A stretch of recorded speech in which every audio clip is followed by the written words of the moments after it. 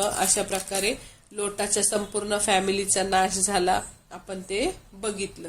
आणि मग आता ते लोटाच्या मुली बिघडलेल्याच होत्या, त्या वाईट गोष्टी करतात आपल्या वडिलांबरोबर आणि त्याच्यामुळं त्यांना 2 मुलं होतात. पहिल्याचं नाव होतं मवाब आणि दुसऱ्याचं नाव होतं अम्मोन. जे मवाबी लोक, अम्मोनी लोक आहेत की नाही, त्यांचे जे मूळ पुरुष आहेत त्यांची ती नावं. आणि परमेश्वराला ह्याचा खूप राग आला आणि परमेश्वराने त्यांना शापित केलं, मवाबी आणि अम्मोनी असं झालं. आणि नंतर मग अशा प्रकारे 90 वर्षाची सारा होती. आधीची घटना काय बघितली आपण, अब्राहमाने त्यांना जेवण केलं होतं, परमेश्वर खुद्द खाली उतरला होता, तेव्हा परमेश्वर बोलला होता की साराला पुढील वसंत ऋतूमध्ये काय होणार आहे, इसाक होणार आहे, तू त्याचं नाव इसाक ठेव, असं तसं. तेव्हा सारा हसती आणि म्हणती, मी एवढी जख्ख म्हातारी, मला कधी होईल असं बाळ हे ते. आणि त्या काळात बघा, एवढी जख्ख म्हातारी असून त्याच्या पुढच्याच अध्यायात 20व्या अध्याय मी सांगते आता, की 20व्या अध्यायात अब्राहम तिथून प्रवास करून कुठं जातो, गरार ह्या देशात जातो. आणि गरार ह्या देशात जेव्हा जातो तेव्हा त्यांनी सांगूनच ठेवलेलं असतं साराला की आपण जिथं कुठं जाऊ तिथं तू खूप दिसायला सुंदर आहे आणि सुंदर असल्यामुळं तुझ्यामुळं माझा जीव ते लोक घेतील, त्यापेक्षा तू मला काय, हा माझा भाऊ आहे, नवरा नाही, असं सांग. मग अशा प्रकारे ते जातात. तर तिकडचा जो राजा होता की नाही, अबिमलेख, त्याला ती आवडती. बघा, 90 वर्षाची जख्ख म्हातारी, मागच्याच अध्यायात आपण बघितलं. आणि तिला बायको करण्यासाठी, म्हणजे ती इतकी सुंदर होती, म्हणजे परमेश्वराने रिस्टोर करायला सुरुवात केली, म्हणजे उलटे तिचे वर्ष हे व्हायला लागले, ती जास्तीत जास्त सुंदर व्हायला लागली. आणि त्या अबिमलेख राजाने तिला बायको करण्यासाठी आपल्या राजवाड्यात घेऊन गेला. आणि मग ज्या वेळेस तो घेऊन गेला तिथं, तर त्यांनी तर सांगितलेलंच असतं खोटं की तो माझा भाऊ आहे, त्यांनी पण सांगितलेलं असतं ती माझी बहीण आहे. आणि ज्या वेळेस तो जातो तिला घेऊन, त्याचे लोक राजवाड्यात सारेला परमेश्वर त्याच्या स्वप्नात येतो, अभिमलेखाच्या राजाच्या स्वप्नात येतो आणि म्हणतो, ही जी स्त्री तू आणलेली आहे तिच्यामुळे तुझा अंत झालाच म्हणून समज, कारण ती एका नवऱ्याची बायको आहे. आणि मग अभिमलेख तर तिच्या जवळ गेला सुद्धा नव्हता, पण तो म्हणतो काय म्हणतो अभिमलेख, तो म्हणाला, प्रभू तू धार्मिक लोकांचा पण संहार करणार का? तोच माणूस मला म्हटला ही माझी बहीण आहे, मला काय माहित, मी सात्विकतेनेच वागलोय, मी बायको करण्यासाठी तिला घेऊन आलोय. मग तो परमेश्वर म्हणतो, हो मला माहित आहे की तू हे सात्विक मनाने केलं, पण माझ्या विरुद्ध तुझ्याकडून कुठलं पाप घडू नये म्हणून मी तुला आवरलंय, मी तिला स्पर्श करू दिला नाही. आणि अशा प्रकारे त्या माणसाची बायको त्याला परत दे, जर तो माणूस एक देवाचा संदेष्टा आहे आणि तो तुझ्यासाठी प्रार्थना करल आणि मग तू वाचशील. आणि जर तू तिला परत दिलं नाही तर तू आणि तुझं सर्वस्व यांचा नाश झालाच म्हणून समज. आणि मग तो अभिमलेख त्याच्या सगळ्या लोकांना घेतो बोलून आणि म्हणतो, बघा हे कसं काय झालं असं. आणि मग तो अब्राहमाला बोलून घेतो, ही बघ तुझी बायको घे, आणि तू आमच्याशी असं का वागला? मग तो म्हणतो की इथं देवाला कुणीच भीत नाही, तुम्ही माझ्या बायकोसाठी माझा प्राण गेला असता असं मला वाटलं, म्हणून मी काय केलं, मी असं तिला सांगायला लावलं.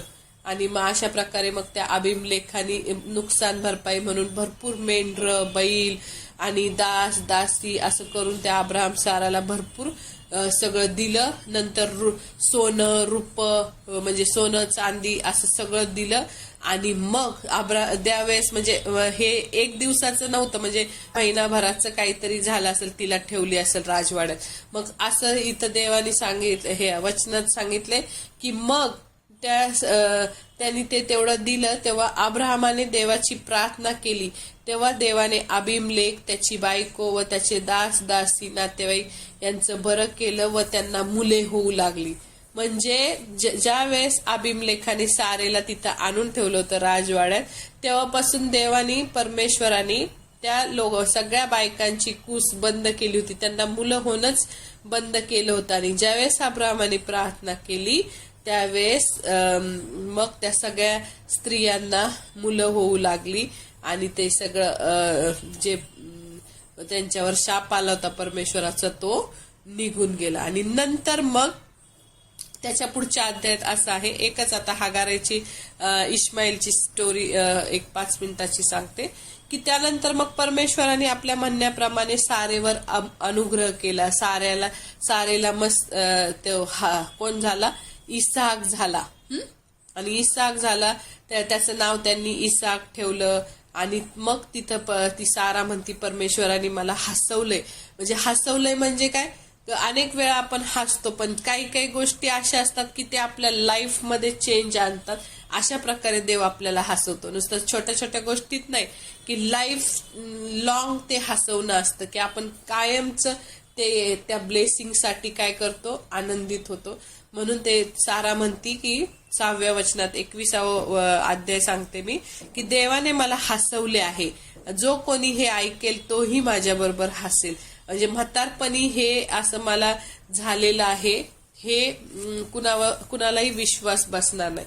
आणि मग ज्या वेळेस त्याचं दूध तुटलं, त्या दूध तुटल्यावर त्या मोठं कार्यक्रम मेजवानी पार्टी दिली होती अब्राहमानी, की इसाकाचं दूध तुटल्यावर. आणि त्यावेळेस तो जो 13 वर्षाचा मुलगा इश्माईल, हागारेपासून जो झालेला इश्माईल आहे, त्या इश्माईल हा त्या इसाका बरोबर काहीतरी हसताना, खिदळताना, चेष्टा मस्करी करताना सारेला दिसला. मग ती सारा खूप चिडती.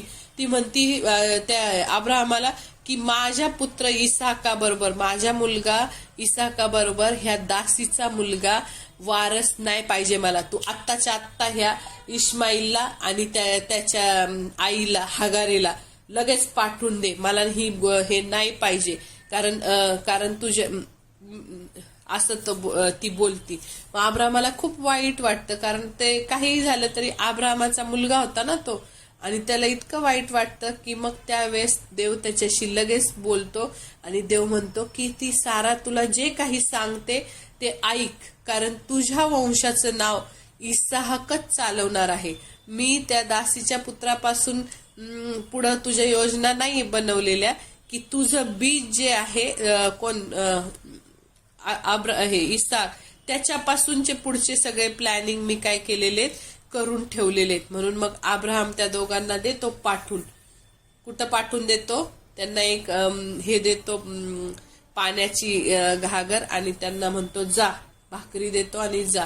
मग ह्याच्यातून हे आपल्याला असं दिसतं की इथं जेव्हा एखादी व्यक्तीला देव निवडतो तेव्हा तो विशेष करून देवाच्या प्लॅनिंग मध्ये असतो, देवाच्या नजरेत असतो.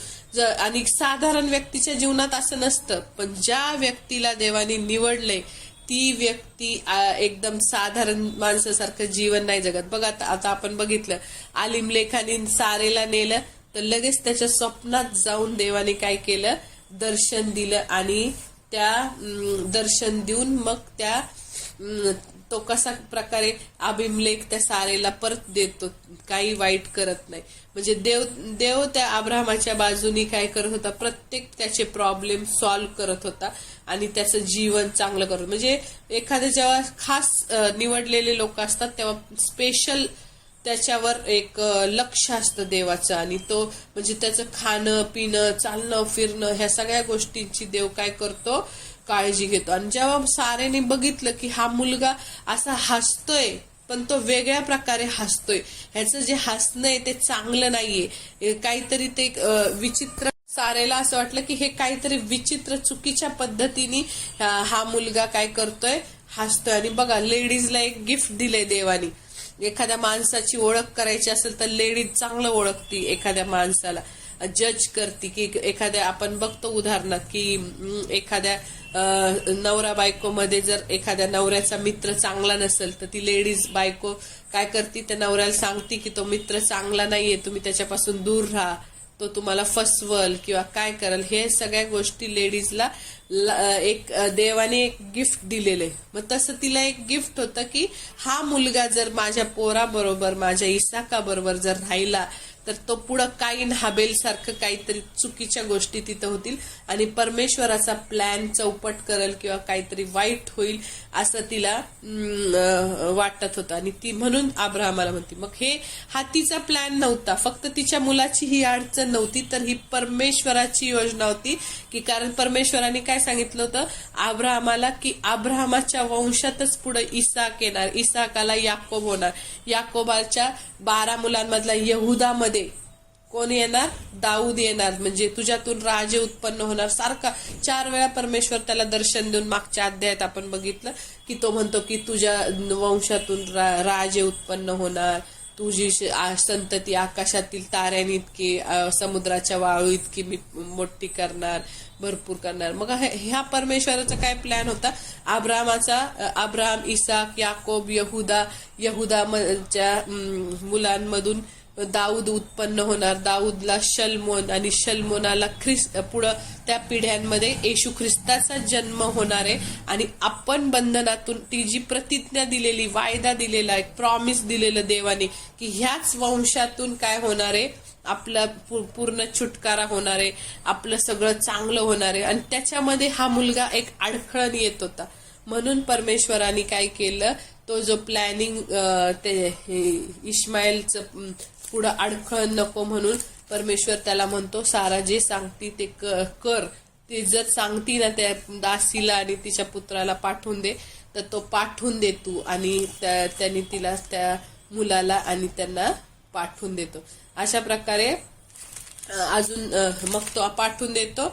आणि मग पुढं असं होतं की ती ज्या वेळेस ती हागार जाती तर ती त्या वाळवंटात जाती, तिच्या त्या ह्याच्यातलं पाणी संपतं मस्केतलं, आणि त्यावेळेस त्या मुलाला ती तिथंच ती टाकती, ठेवती. 13 वर्षाचाच मुलगा असतो तो तिथं ठेवती. आणि ती म्हणती की आता माझा मुलगा वाचणार नाही, मला माझ्या मुलाचा मृत्यू बघवणार नाही, म्हणून ती जोरात हंबरडा फोडून रडायला लागती.